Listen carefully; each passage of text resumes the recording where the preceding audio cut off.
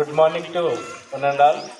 ముందుగా వేదికను అలంకరించినటువంటి మన ప్రిన్సిపల్ గారు మేడం గారికి, అలాగే high school incharge Adibasan Goud sir గారికి, అలాగే మన స్కూల్ మేనేజ్మెంట్ అయిన గంగాధర్ సార్కి, నా తోటి ఉద్యోగిని ఎంప్లాయీస్కి, అలాగే నా ప్రియమైన విద్యార్థులందరికీ, అదేవిధంగా దేశ ప్రజలందరికీ, విదేశాల్లో ఉన్నటువంటి భారతీయులందరికీ నా హృదయపూర్వక గణతంత్ర దినోత్సవ శుభాకాంక్షలు.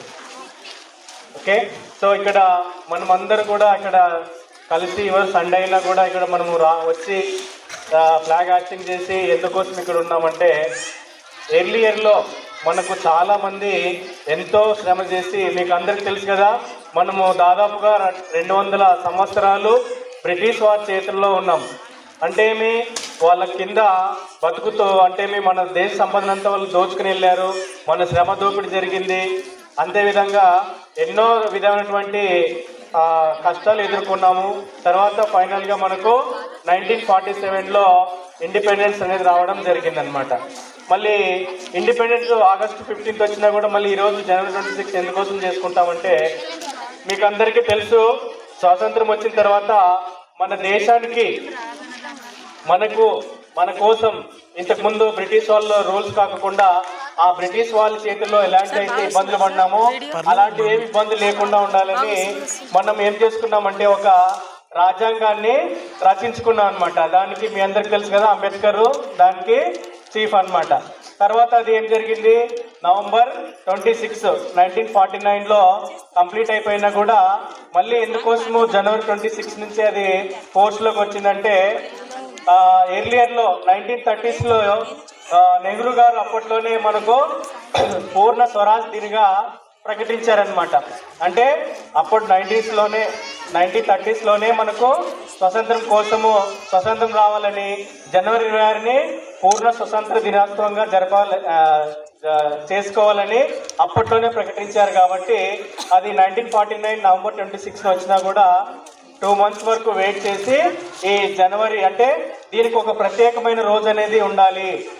ఓకే, ఏంటి, భారత రాజ్యాంగానికి ప్రత్యేకమైన రోజు అంటూ ఉండాలనేది ఒక ఇదితోటి మనకు నవంబర్ 26ని కంప్లీట్ అయినా అది జనవరి 26 నుంచి అమల్లోకి వచ్చిందనమాట.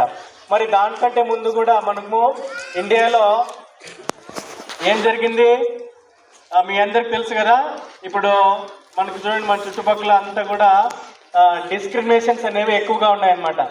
మళ్ళీ భారత రాజ్యాంగం ఏమంటే, మనం ఇక్కడ లీవింగ్ చేస్తున్నామంటే దానికి కారణము మన రైట్స్ అన్నమాట. మనకు రైట్స్, అదేవిధంగా మనకు విధులు కూడా ఉన్నాయి. ఇవి రెండింటిని ఎవరు ఇస్తున్నారు మనకు? భారత రాజ్యాంగం మనకి ఇవన్నీ కల్పించిందనమాట. ఏంటి మళ్ళీ ఈ విధులు, అదేవిధంగా ఈ హక్కులు అనేవి అంటే మీరు చూస్తున్నాం, క్యాస్ట్ డిస్క్రిమినేషన్, తర్వాత రిలీజియన్ డిస్క్రిమినేషను, తర్వాత హ్యూమన్ డిస్క్రిమినేషన్ అనమాట. అంటే ఒకరు ఎక్కువ ఒకరు తక్కువ అని. ఓకే, అదేవిధంగా ఒక కులం ఎక్కువ ఒక కులం తక్కువ అని, డబ్బులున్న వాళ్ళు లేని వాళ్ళని, అదేవిధంగా ఈ ప్రాంతం వాళ్ళు తక్కువ అని, ఇట్లా చాలా ఉండేటన్నమాట. సో అవన్నిటినీ కాకుండా మనకు అందరికీ సమానంగా ఇండియా అనేది పరిపాలించడానికి కారణము భారత రాజ్యాంగం. సో కాబట్టి భారత రాజ్యాంగం ఈ రోజు నుంచి పోస్టులోకి రావడం ద్వారా మనం దీనిని ఒక జాతీయ పండుగగా జరుపుకుంటున్నాం. అవునా కదా? సార్.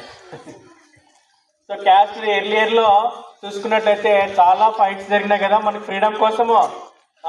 మనకి మన ఆస్తులు దోచుకుపోయినారు, మన సంపద దోచుకుపోయినారు, తర్వాత ఎన్నో కష్టాలను పాలు చేసినారనమాట. సో అవన్నిటి నుంచి మనకు తోడుగా ఏది ఉంటుంది, ఇప్పుడు మనకు సపోర్టింగ్గా భారత రాజ్యాంగం అనేది ఉంటుంది అనమాట. సో ఆ భారత రాజ్యాంగం ఏం చెప్తుంది మనకు, మనం ఎక్కడైనా వెళ్ళి నివసించవచ్చు ఇండియాలో కదా. సో ఏ క్యాస్ట్ కానీ, ఏ కులానికి కానీ, లేకపోతే ఏ మతానికి కానీ, ఏ ప్రాంతానికి కానీ అతీతంగా మనం ఇక్కడ అందరూ సమానులే కదా. సో అందరు సమానులే. మీకు చూడండి, ఎర్లియర్లో ఉమెన్స్ ఎడ్యుకేషన్ అనేది తక్కువగా ఉండేది. ఎందుకోసము, అప్పుడు ఓన్లీ బాయ్స్కి ఒకటే ఎడ్యుకేషన్ అనేది అందుబాటులో ఉండేది అనమాట. తర్వాత ఏంటి, ఇక్కడ రాజ్యాంగం మనకేం చెప్పింది, అందరూ కూడా సమానులే. ఎట్లా సమానులు?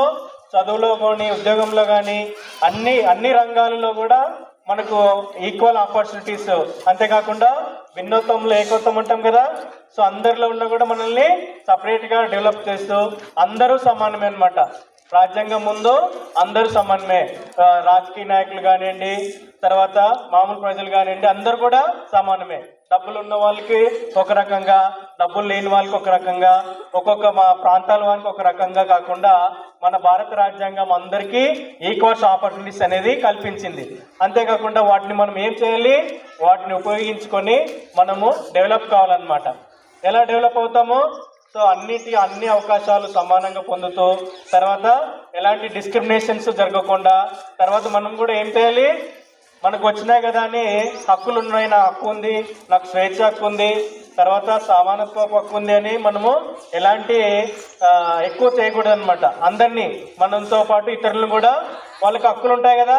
సో కాబట్టి వాళ్ళని కూడా మనము సమానంగా చూసుకోవాలన్నమాట. అంతేకాకుండా ఇతరులకి గౌరవించటము, ఓకే. సో ఇతరులని గౌరవించటము, తర్వాత వాళ్ళకి ఎటువంటి ఇబ్బంది కలిగించుకుండటం కూడా మన యొక్క విధి అన్నమాట.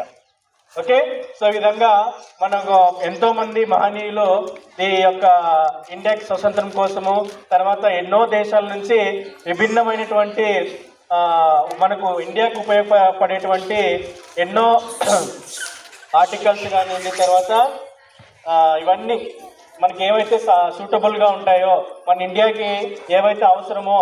ఇప్పుడు స్వతంత్రం వచ్చిన తర్వాత ఏం జరిగింది, మన చేతుల్లో ఏం లేదనమాట. సో ఎర్లీయర్లో అంతా కూడా బ్రిటిష్ వాళ్ళే పరిపాలించారు. సో కాబట్టి మనం నెక్స్ట్ ఎలా ఉండాలి, ఎలా దేశాన్ని అభివృద్ధి చేయాలనేటువంటి ఒక ఉద్దేశంతో రచించినదే మన యొక్క భారత రాజ్యాంగం. ఓకే. సో ఈ అవకాశాన్ని ఇచ్చినందుకు థ్యాంక్ యూ.